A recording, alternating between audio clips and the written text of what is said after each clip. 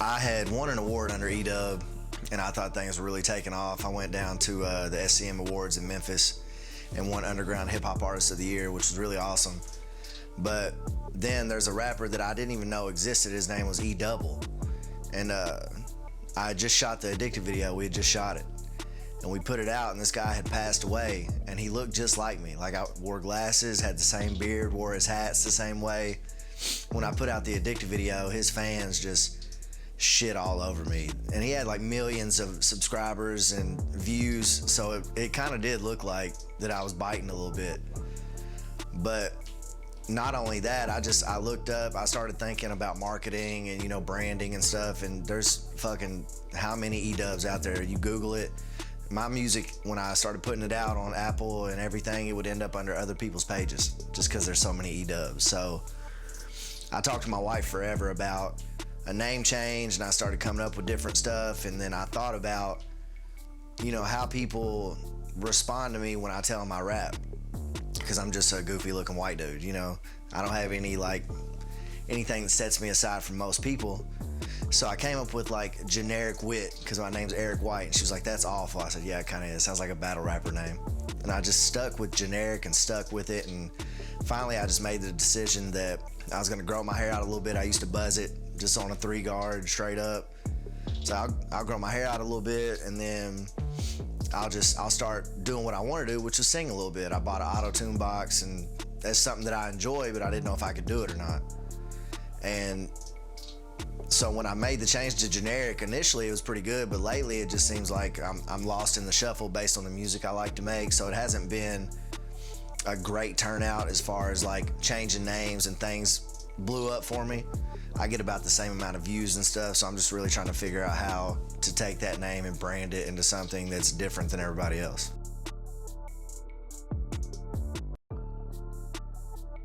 I don't know, it's kind of cliche when I talk to people about it. I'm like, this is the best thing I've ever done, you know, and I really think it is, and it's more of a mixtape vibe. This is the first album I've made in years that isn't very conceptual.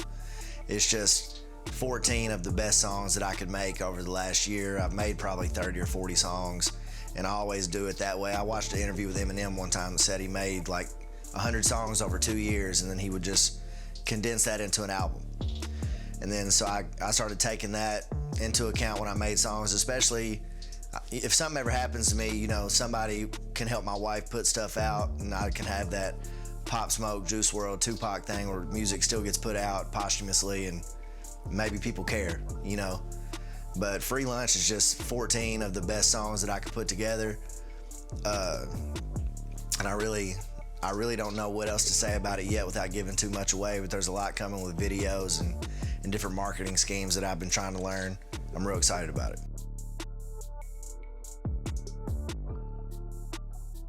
As far as that goes, for real, it's all about not worrying about how many views and likes you get, to me, because that shit can be depressing.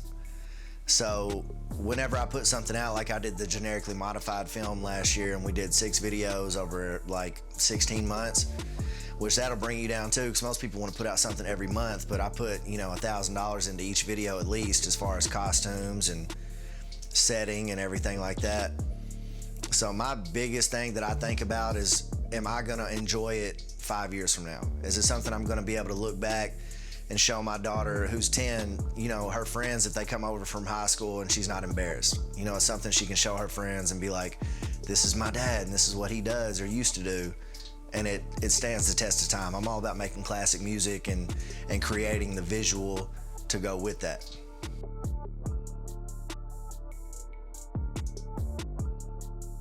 Well, for me, working with Taylor started years ago. He used to rap and sing a lot, and before he ever made videos, Mostly Paper has taken so many turns over the years that I always called it a label before it actually was on paper, and he was one of the artists that we worked with a long time ago. So that working relationship started then, and basically when I started doing videos with Taylor, I didn't have a lot of money, and he just wanted to get some videos put together. So we did the I Like video, and if you watch the Generically Modified series, you can see every video get better, which he hates. He hates being able to see the growth instead of it being one cohesive thing, but I just enjoy working with people like I've worked with you and I've worked with Taylor, people that I can talk to and not be embarrassed to say I don't like this or let's do something goofy or whatever, and I just feel like I can be myself and I don't have to be this character that you're supposed to be when you make music. If you make music and you don't feel like you could be at the top of the list or you are at the top of the list, you're wasting my time and everybody else's time. You know, I only surround myself with people that I feel like are great at what they do, whether that's artists, videographers, engineers, anything. So I think I can be, and I think I am as far as songwriting goes, but as far as notoriety and publicity goes, obviously that's Jack, that's ESTG, like, you know, Bryson had his time about 5-6 years ago. There are people who are way bigger than I am, but I see myself on that level even though I'm not there in the public eye yet.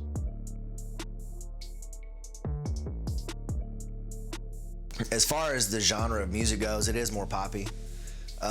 That's what I like. I mean, I grew up, my mom, the first thing she showed me was like Whitney and Bobby and songs like that. I mean, I grew up in the age with boy bands and shit. Like, I don't care what nobody says. We was bumping NSYNC and Backstreet Boys. I don't care what you was doing outside in the street. Like, I just love pop music and that's what I enjoy making, but I also feel like I rap better than most people, so I just brought that together.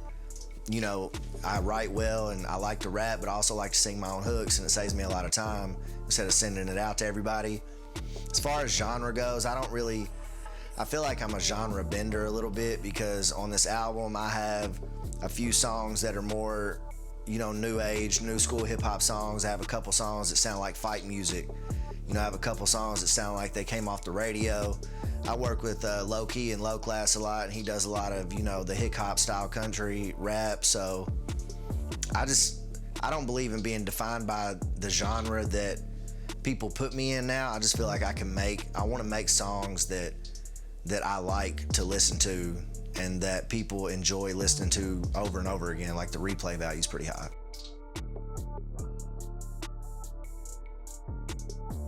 I've done both, honestly. The Generically Modified album, I just tried to make the most fun piece of work I could make, and for me, until I put Free Lunch out, that's the best thing I've ever put out. And then when I did Great Value, I was listening to other things. I usually don't listen to any music when I make albums. I'm like Kanye like that. I like to listen to me, and that's it.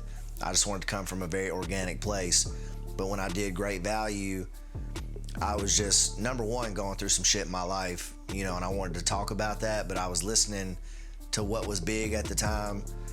I got fucking TikTok on my phone, you know what I mean? Like, I'm just watching these trends happen, so I try to follow that, and to me, that album didn't stand up as well as the other Gen3ric projects so far.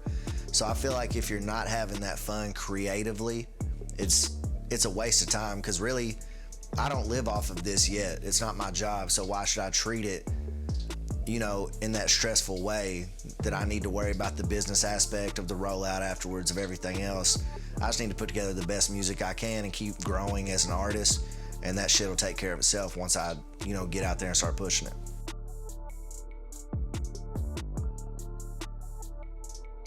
Well, right now I'm signed as an artist. We have KNS, who's signed as an artist. That's KNNESS. We have Who Is Daz, we have Wi-Fi, and we have Zilla. All their albums are still in production right now. They'll all come out this year in 2022.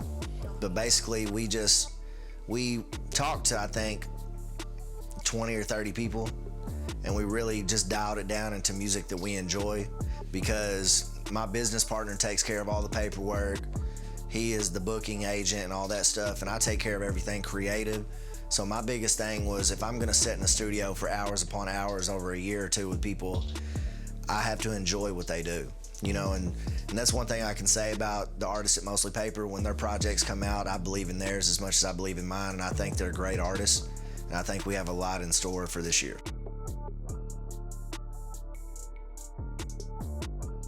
It fucking sucks, dude. It's the worst. I'm not gonna lie and act like it's great. Keeping up with 4 other people's schedules, including mine, including my business partner, trying to keep everything in line, booking shows, booking studio time, getting cover art done, all the shit that everybody who does music that's watching this knows sucks anyway by yourself. Plus, I'm married with 2 kids, and I take care of my dad's financial stuff, and you know, I try to visit my family who's an hour and a half away. Everything, it's fucking hard. First things first, man, I want to thank Legacy for having me here, dude. I've been bugging the fuck out of this man since like 2014. We met on the internet, and then I bugged him for years probably and just talked to him like he's my brother and got on his nerves till he decided he wanted to be my buddy. You know, my album's coming out May 28th this year, and I think it's the best thing that I've ever done. You know, I'm trying to really rack my brain to think about what I want to say to you guys, but I don't want to give too much away because I have a lot of exciting things coming. But, you know, every one of my links are in the description of this video below. I want to thank Kreative Kartel, man, everybody that brought me in here today. I just want to thank you guys for watching.